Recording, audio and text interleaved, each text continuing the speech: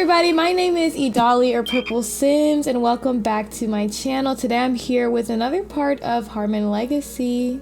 And diving in, you guys, we're here with our fave little duo. It's a Saturday night. We're here with Jamie and Jamari and they're just playing a game of darts right now on this Saturday night, just having fun and being casual or whatever. Jamie just wanted some time with his friend. Tomorrow him and Mila do plan on kind of telling his parents about her pregnancy, so they're a little bit worried for that. The baby's coming either way, so it's kind of like something that he just has to kind of get over. So I'm actually gonna have him come here, have a meaningful conversation, maybe ponder life's purpose a little bit. He's just kind of worried, not worried, but he's nervous to become a dad. He has never had like a straightforward like career that he's in love with and stuff like that. So he is kind of just pondering like, you know, what am I supposed to be doing? Like that kind of life's purpose kind of thing. Like, you know, am I good where I'm at? At the end of the day, Jamie's a confident person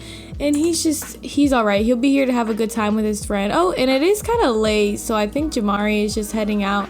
But I think Jamari is just gonna say, listen, man, you're gonna be a great father and good luck with tomorrow. It's really nice spending some time with you. And Jamie's just here finishing off the game, I guess. I'm like, who won? Not Jamari just leaving. Fun fact too, I actually got some blinds for this window finally, but I actually kind of like how it looks like when there's light coming out of it. It kind of just looks like a dark corner back there. I need to get my LED lights back, but let's just dive into this gameplay. Well, you guys, I'm not gonna lie, it's about 3 hours later. My camera battery died. At this point, I already had me a hibachi shrimp dinner, and I was just waiting. So that is the explanation for the scenery change. I know the sun's down now, but let's just get it moving. Here we go. So Jamie is officially home from the bar, and I think the girls are just drinking some wine. Tonight is Mila's sister's last night here. Oh my god, that hug, oh my god. So she made some, I guess she made like some fried fish, something like that, fried fish platter. It looks so good. It's so sad that Erica's gonna have to leave, but I mean, she needs to go back home at some point. You know, she's not supposed to live with us or anything. Let's just not pretend it's 4 in the morning too, because the Sims times is just crazy. Rain and Journey are just sipping on probably their last glass of wine for tonight, but I know Jamie is probably excited. Binks always wants to play, like for real. I'm gonna lecture about eating human food, lecture about jumping on the counter. Binks really thinks that he's the chef. Oh, and he hissed at her. No, these animals he's feral. For real, he's feral. Come here, Jamie. Come grab a serving of the fish that your cat just ate up. I'm about to have Mila shoo him. Even though that may seem like mean, Mila's not like an animal hater or anything. It's just like when it comes to Binks, look, he's being bad. He's literally jumping on the stove. So I don't think they're gonna have the best relationship. Maybe Toki will like Binks. I don't know. I love Jamie. He just decided to come here and grab his little fried fish platter and just kind of be away from all the chatter that the girls are doing in the kitchen. I wonder what they're talking about, you guys. They're probably like, oh my gosh, Mila, like, I'm so happy that your baby's gonna be a girl. Like, we need to start planning your baby shower. We need to get people to give you some gifts, girl. Oh my god, your nursery is looking so cute so far. Oh my gosh, I love their relationship. And for today's special guest, I know you're wondering because you see him peeking out the little corner back there. It's the walrus, or I don't know, whatever this is with the horn, you guys. It's always one of my favorite ones just because of the shape. They actually do have the nursery kind of done here for the baby. I don't know what the baby's name is gonna be yet. All we know is that she's a girl, which is what we learned in the last part. And we're finally gonna get our first look of the baby, you guys. This is so exciting. Oh my god, they just told us what we were gonna have. The ultrasound scan shows that you're expecting a healthy baby girl. with the color scheme that Mila has chosen like for her office and everything. Calm, like feminine colors. It's kind of stereotypical, kind of boring, but hey, Mila likes what she likes. So we have this changing table and like some clutter. And then Jamie was super sweet. He went ahead and built Mila this kind of custom reading corner with this canopy above the chair. I think that Mila would read a lot to her baby. She's an author, and Mila's always had a passion for just like books and stuff like that. Jamie did build her that corner, and that was so sweet of him. Little feature here, it's like some light up clouds and stars. I thought that was cool, and it kind of just has like a traditional, very calm feminine theme for sure. So, and there's some flowers here. Like, I feel like Mila's just that type of girl. Like, she would love some flowers in her baby's room, and she'd probably keep fresh flowers in there. And I think these girls are slightly feeling the wine a little bit. I think Mila's like, you guys can stay if you want. Now that Jamie's done with his food, I think he's just gonna come in here and greet the girls. Hey, what's up, Rain? What's up, Journey? Mila is getting ready to kill me with this cat up in the house, you guys. Jamie's just heading upstairs to sleep, and I think Mila's just gonna do the same. Oh, let's have Mila pee. She's about to pee her pants. She's just gonna say bye to the girls because we do have a big day ahead of us tomorrow. We'll just say they slept over because it's literally 6 in the morning and they just changed into their full summer fit. I'm going to go ahead and meet you guys once they're ready to go and talk to Jamie's parents. I'm scared. Mila is so nervous. Jamie's just kind of consoling Mila, and he's just telling her that it's gonna be okay. It's really like, look at his like bougie mom with the glasses. She's like serving, and then he's just like here, like ready to tell her that there's a whole baby on the way. Like, oh my gosh, Mila is so nervous right now because they just went so long without telling his parents, and he is going to be the brave one. Comes up here and knocks on the door. All right, someone else gonna come right back up because it's like a giveaway. Like, that's it. Like, they're gonna know because her stomach is literally in the 3rd trimester, you guys. So there's no hiding it. Lorraine is like, oh. Like, I don't know exactly what she would say. Jamie, why are you bringing me this girl like about to give birth? Like, why would you wait an entire 8 months, 7 months to tell me that my grandchild is on the way? Like, oh my gosh, Mila, I mean, you know, you've always seemed like a good girl, but you just have to understand, like, this is just a lot. Can I just talk to my son in private for a second? Jamie, why would you wait this long to tell me that I was gonna be a grandmother? Jamie, you need to, it's time. Like, she's gonna have your kid. Like, you need to pop her the question, you know. I don't mean to force down on you, honey. This doesn't mean that I have to propose just because she's pregnant. She's gonna have your next legacy, like my grandchild. I just don't see how you could hide 8 months worth of your first child's like pregnancy from me. Like, there's so many things that I've missed. Like, what's going on? Like, when's the baby shower? And Jamie's like, well, we haven't thrown one. She's like, are you crazy? Bitch, you already know that Lorraine is finna throw her a baby shower, because what? After that, I want Lorraine just to step out, okay? She says, from losing an argument, how frustrating.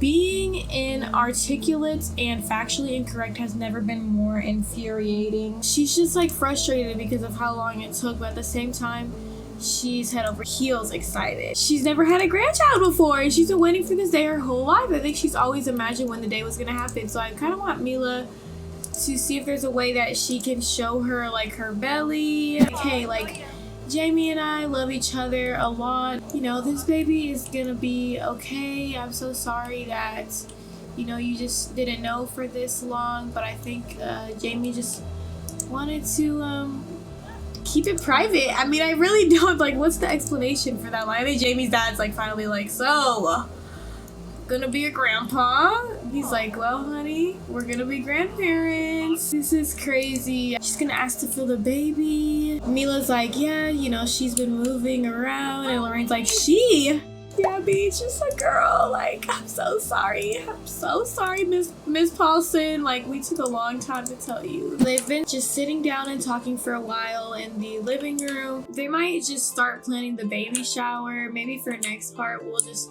throw even just a small celebration for Mila. Lorraine is just really fast, like, on trying to make these plans. And I'm not gonna lie, like, Mila's a little overwhelmed. She's just like, oh, wow, like,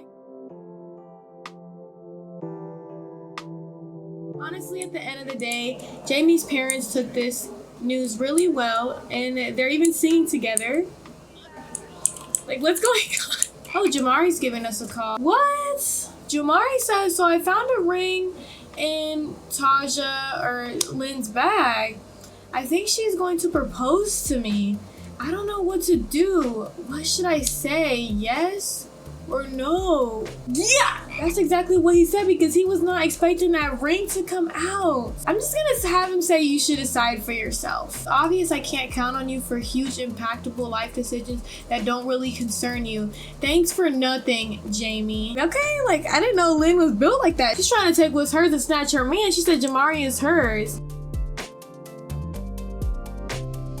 Look at this beaut, you guys. The OG Countryside Cafe. It's been a minute since we stopped in, and I feel like this is so just like local to just Windenburg, but that was just a lot that went down. I'm not gonna lie. Like, I think Mila's for sure sitting in this bathroom like this is like a family. Like, Jamie's family is really out here just kind of embracing me, and I'm officially a part of this family is kind of how she feels like. So Jamie is actually gonna call off of work for today. He's just gonna take a vacation day because he does want to actually just walk Mila through the park tonight. I think maybe where their first date was at, and he kind of wants to talk to her about what he actually does to make money, because that's been kind of like lingering over his head the whole LP, basically the whole time they've been talking. You guys know that in the last part, Tate did send Mila like a little message.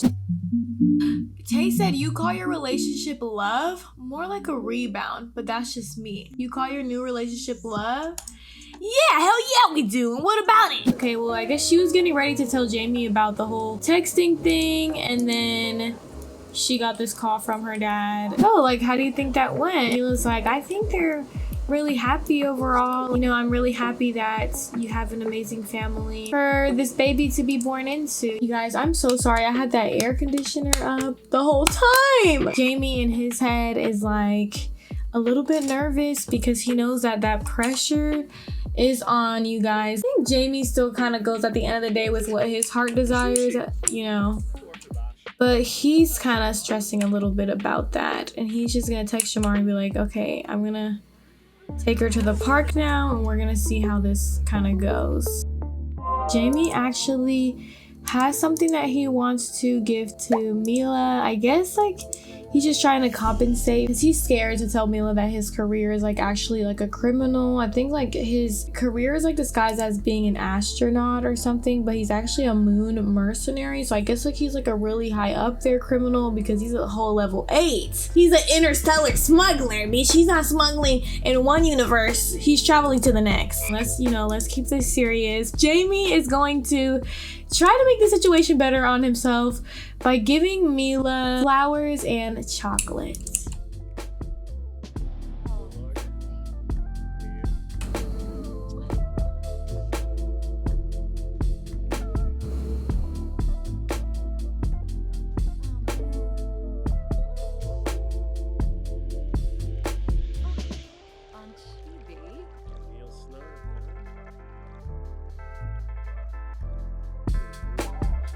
Jamie has given the flowers to Mila. As you can see, she's pretty happy about that. She's pretty swooned by it. So they're gonna play here in the pond, you guys. I think it was part 4. It was so pretty out here that night, and Jamie just remembers how he felt like feeling so lucky that his old friend just ended up deciding to move where he lived, and how he was just so shut off too. He didn't want to be romantic with anybody, and here he is just having so much fun with Mila. But you guys, I think Jamie's just gonna stop and he's gonna sit at the bench, and Mila's gonna be like, hey, like, what's wrong? And he's just gonna say, Mila, I need you to come here and just sit down. There's something I need to tell you. I've made some life choices, and I'm not actually an astronaut. I do like just illegal jobs for people. Like, I don't know, he's a smuggler, basically in the criminal career. What are you talking about, criminal career? He's just like, Mila, listen, my parents, they wanted me to go to like a corporate job. That's not what I want to do. She's like, well, what do you want to do? What do you want to do, Jamie? Because right now I'm 8 months pregnant and you have failed to tell me what you do for a living all the way into the point where I'm 8 months pregnant. This is something that you cover the first night. And then you want to give me flowers and chocolate and take me back here. I thought you were taking me back here because you love me. But no, it turns out you just wanted to convince somehow for this to make it any better that you've lied to me about a day one question, Jamie. I can't believe it.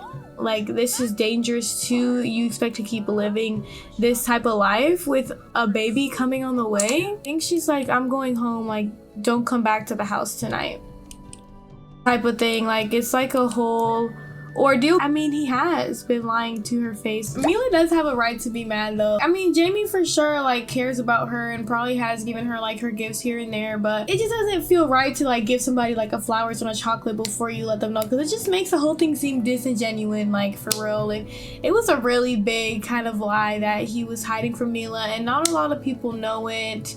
You know, not even his parents know that he was in a criminal career. So Mila is walking on his way back home, and I mean, it went kind of rough. I mean, it went exactly how Jamie thought it would be. I mean, he's just kind of thinking back and he's just kind of like, well, like, what do I do? Like, where do I start to work? He just doesn't feel happy working like a typical 9 to 5. And I feel like he hasn't gained enough confidence in himself musically to start that career. Maybe say that he just wants to start working with his dad. Like, he's just trying to think of any solutions he could do right now to make Mila happy.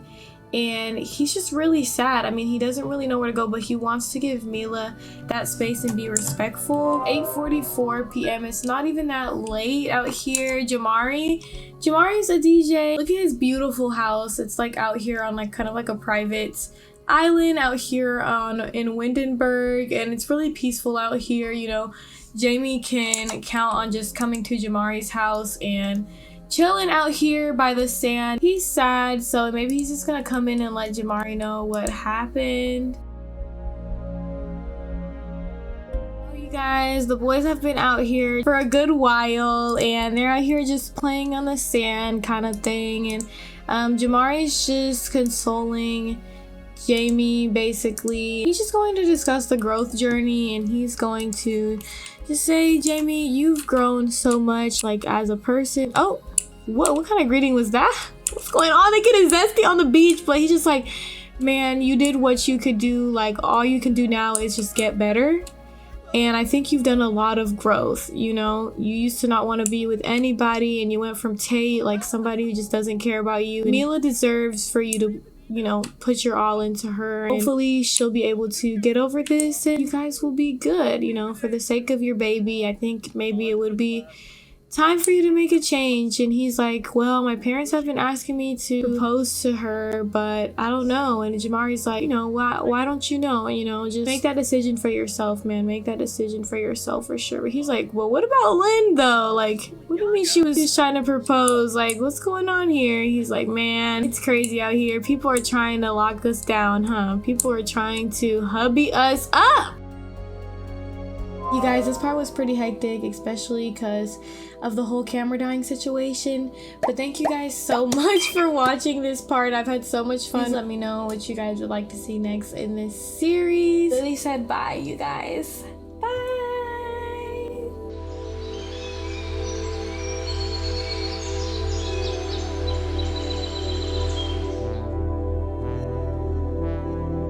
Brittany Cho, come on, you're supposed to be famous. What is she out here jumping in literal trash for?